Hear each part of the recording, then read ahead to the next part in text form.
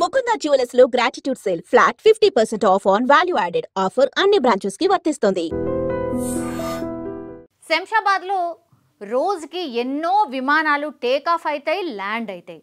ఇందులో చిత్ర విచిత్రం ఏం లేదు. కొన్ని టైమ్స్ ప్రయాణికులకు అసౌకర్యం కలగడమో, లేదంటే విమానాలు ఆలస్యం అవ్వడమో, లేకపోతే కొన్ని టైమ్స్ అసలు ఏమి చెప్పా పెట్టకుండానే క్యాన్సిల్ చేయడమో, ఇట్లాంటివి కూడా మనం వింటూ ఉంటాం. కానీ కొన్ని ప్రమాదాలు ఎంత డేంజరస్ అంటే తెల్లవారి లేచి ఎవరు ముఖం చూసినాం రా బాబు, అబ్బో బాల్ బచ్, మనమైతే బతికి బయటపడ్డం అనేటువంటిది కొన్ని మనం లైవ్గానే కొంతమంది లైవ్ ఎక్స్పీరియన్స్ కూడా వింటూ ఉంటాం. ఈరోజు కూడా శంషాబాద్ విమానాశ్రయంలో అదే జరిగింది. బికాజ్ ఇది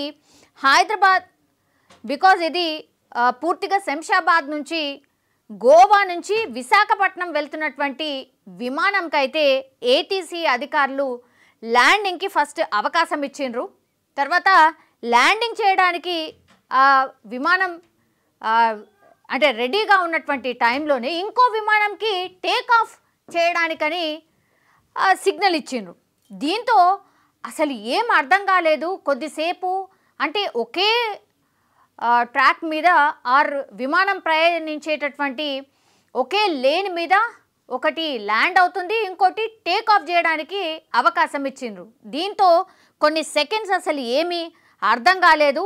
ఇది వెంటనే ఎవరో గమనించలేదు. టెక్నికల్లీ ఏటీసీ ఓకే అన్న తర్వాతనే విమానాలు టేక్ ఆఫ్ కానీ లేకపోతే ల్యాండ్ అవ్వడం కానీ ఇవి రెండు జరుగుతుంటాయి. అట్లాంటి టైంలోనే వీళ్ళిద్దరూ అంటే ఆ రెండు విమానాలకు సంబంధించిన పైలట్స్ ఎవరైతే ఉండనో వాళ్ళ అలర్ట్ వల్లనే, ఏది ల్యాండ్ అవుతున్న విమానాన్ని అయితే మనం ఏం చేయడానికి ఉండదు, బట్ టేక్ ఆఫ్ జరుగుతున్నటువంటి విమానాన్ని మాత్రం వెంటనే ఆ పైలట్ అబ్జర్వ్ చేయడం, తర్వాత రివర్స్ తీసుకున్నాడు.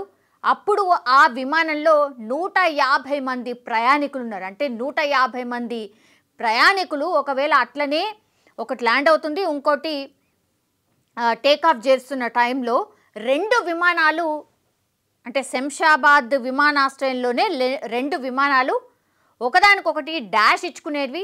అందులో ఎంతమంది ఉండేనో ఇంట్లో ఎంతమంది ఉండే, 150 మంది ఇంట్లో ఉన్నారనుకోండి, అందులో కూడా ఒక 150 మంది అనుకోండి, 300 మంది ప్రాణాలు మొత్తంగా ఈ రెండు విమానాలు డాష్ ఇచ్చుకొని పూర్తిగా గాల్లో కలిసే ప్రమాదం ఉండేది. కానీ అంటారు కదా, అదృష్టం ఇంత కూడా అదృష్టం ఉంటే బతికి బట్టగట్టచ్చు అని. అదే జరిగింది. అంటే పైలట్ దేవుడి రూపంలో ఈ 150 మంది ప్రాణాలని కాపాడిండు అనుకోవచ్చు. యాక్చువల్లీ ఇది ఎక్కడ అనంటే ఎయిర్ ట్రాఫిక్ కంట్రోల్ ఏటీసీ అధికారులు ఇండిగో ఎయిర్లైన్స్ విమానాన్ని ల్యాండింగ్కు అనుమతిచ్చిండ్రు. అదే రన్వేపై మరో విమానం టేక్ ఆఫ్కి సిద్ధం చేసేసిండ్రు. సో రెండిటికి సిగ్నల్ ఇచ్చిండ్రు. అటు నుంచి ఇటు వచ్చే విమానానికి, ఇటు నుంచి అటు వెళ్ళే విమానానికి కూడా ఏటీసీ అనుమతి ఇచ్చింది.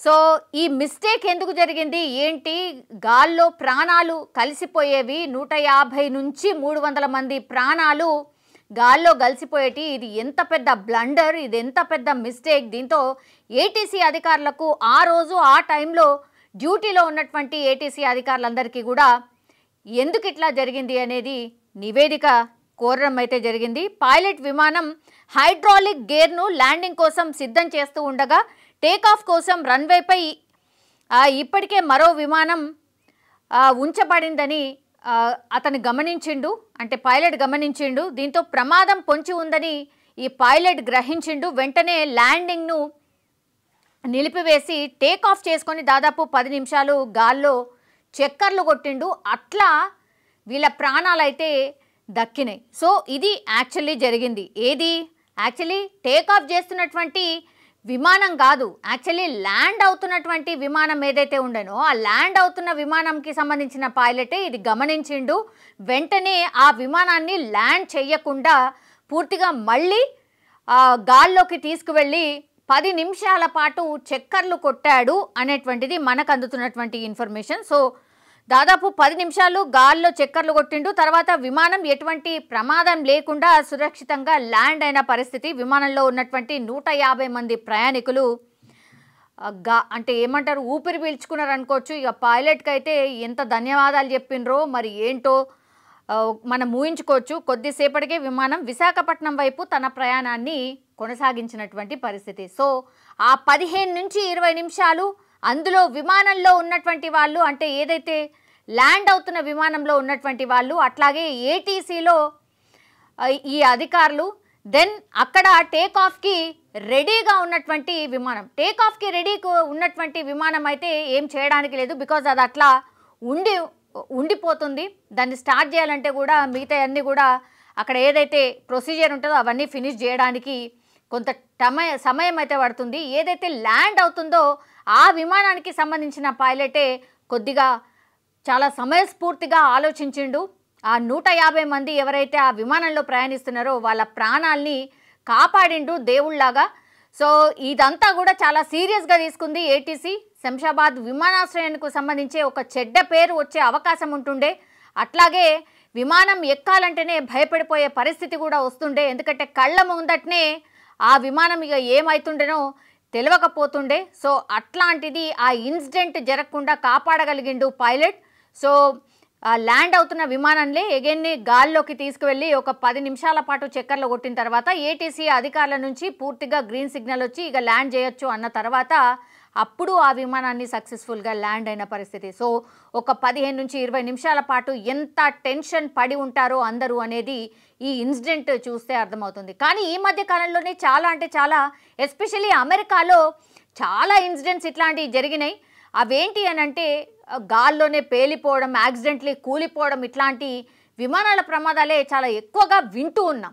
సో అగైన్ ఇప్పుడు శంషాబాద్లోనే, అది మన హైదరాబాద్ శంషాబాద్లోనే ఇట్లాంటి ఇన్సిడెంట్ జరగకుండా ఆపగలిగామంటే నిజంగా చాలా హ్యాపీయెస్ట్ మూమెంట్ అని కూడా అనుకోవచ్చు. కొన్ని టెక్నికల్ ఇష్యూస్, టెక్నికల్ ప్రాబ్లమ్స్ అక్కడక్కడ అప్పుడప్పుడు వస్తూ ఉంటాయి. కానీ ఈ భారీ ప్రమాదాలు తప్పినప్పుడు మాత్రం నిజంగానే అందరూ ఊపిరి పీల్చుకోవాల్సిందే. సో ఈరోజు ఒక పెను ప్రమాదమే తప్పింది అనుకోవచ్చు.